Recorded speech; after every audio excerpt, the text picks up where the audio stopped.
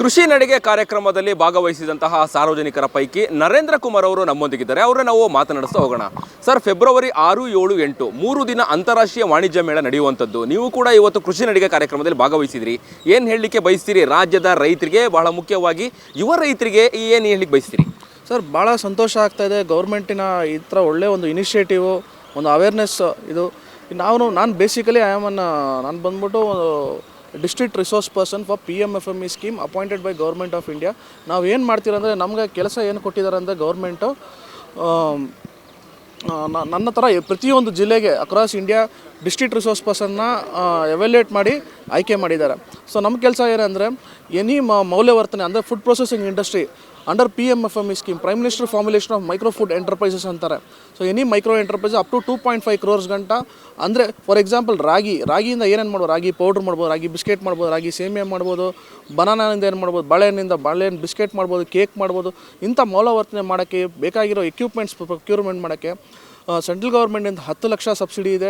ಮತ್ತು ನಾವು ಎಷ್ಟೋ ಅದೃಷ್ಟವಂತರಂದರೆ, ನಮ್ಮ ಕರ್ನಾಟಕ ರಾಜ್ಯನೂ 15% ಅಥವಾ 5 ಲಕ್ಷ ಸಬ್ಸಿಡಿ, ಒಟ್ಟು 15 ಲಕ್ಷ ಗಂಟ ಸಬ್ಸಿಡಿ ಕೊಡ್ತಾಯಿದ್ದಾರೆ ಈ ಸ್ಕೀಮಲ್ಲಿ. ಇದು 2020 ಸ್ಟಾರ್ಟ್ ಆಗಿದೆ ಈ ಸ್ಕೀಮ್. ಕಳೆದ 5 ವರ್ಷದಲ್ಲಿ 6 ವರ್ಷದಲ್ಲಿ 7,000 ಫಲಾನುಭವಿಗಳು ನಮ್ಮ ಕರ್ನಾಟಕದಲ್ಲಿದ್ದಾರೆ. ತಗೊಂಡು ಎಲ್ಲರೂ ಬೆನಿಫಿಷರೀಸ್ ಆಗಿದ್ದಾರೆ, ಸಬ್ಸಿಡೀಸ್ ತೊಗೊಂಡಿದ್ದಾರೆ, ಸಕ್ಸಸ್ಫುಲ್ಲಾಗಿ ಇಂಡಸ್ಟ್ರೀಸ್ ನಡೆಸ್ತಾ ಇದ್ದಾರೆ.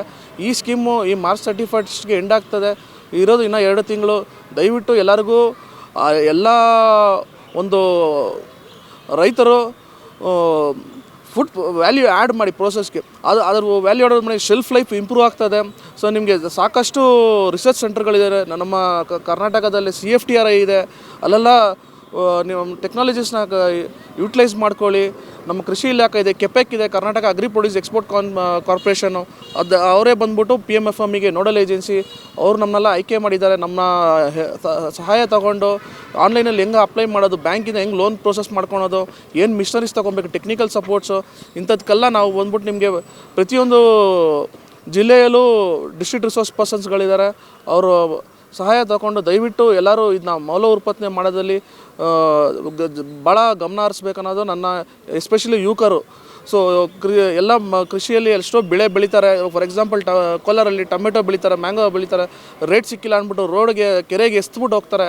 ಆ ಟೊಮೆಟೊನ ತೊಗೊಂಡು ನೀವು ಟೊಮೆಟೊ ಸಾಸ್ ಮಾಡ್ಬೋದು, ಟೊಮೆಟೊ ಪೌಡ್ರ್ ಮಾಡ್ಬೋದು, ಟೊಮೆಟೊ ಕೆಚಪ್ ಮಾಡ್ಬೋದು, ಟೊಮೆಟೊ ಪ್ಯೂರಿ ಮಾಡ್ಬೋದು, ಟೊಮೆಟೊ ಚಟ್ನಿ ಮಾಡ್ಬೋದು. ಈ ಥರ ಎಷ್ಟೋ ಆಪ್ಷನ್ಗಳು ಅವೈಲಬಲ್ ಇದೆ.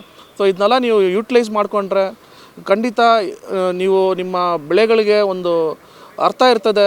ಸೊ ಯಾವುದೂ ನಾಶ ಆಗಲ್ಲ.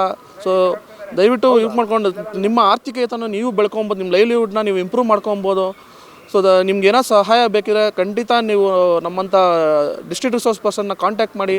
ನಾವು ಖಂಡಿತ ನಿಮಗೆ ಆದಷ್ಟು ಮಾಡಿಕೊಡ್ತೀವಿ ನಾವು. ಎಸ್, ಧನ್ಯವಾದಗಳು ಸರ್, ಥ್ಯಾಂಕ್ ಯು. ಇದಿಷ್ಟು ಕೃಷಿ ನಡಿಗೆಯಲ್ಲಿ ಭಾಗವಹಿಸಿದಂತಹ ನರೇಂದ್ರ ಕುಮಾರ್ ಅವರ ಮಾತುಗಳಾಗಿತ್ತು. ಆದಷ್ಟು ಎಲ್ಲ ರಾಜ್ಯದ ರೈತರು ಹೆಚ್ಚಿನ ಸಂಖ್ಯೆಯಲ್ಲಿ ಅಂತಾರಾಷ್ಟ್ರೀಯ ವಾಣಿಜ್ಯ ಮೇಳಕ್ಕೆ ಭಾಗವಹಿಸಿ ಇದರ ಸದುಪಯೋಗ ಪಡ್ಕೊಳ್ಳಿ ಅನ್ನುವಂತಹ ಮಾತುಗಳನ್ನು ಆಡಿದರು. ಕ್ಯಾಮ್ರಾ ಪರ್ಸನ್ ಕೀರ್ತನ್ ಜೊತೆ ಅಭಿಜಿತ್ ಗಣೇಶ್, ಕರ್ನಾಟಕ TV, ಬೆಂಗಳೂರು.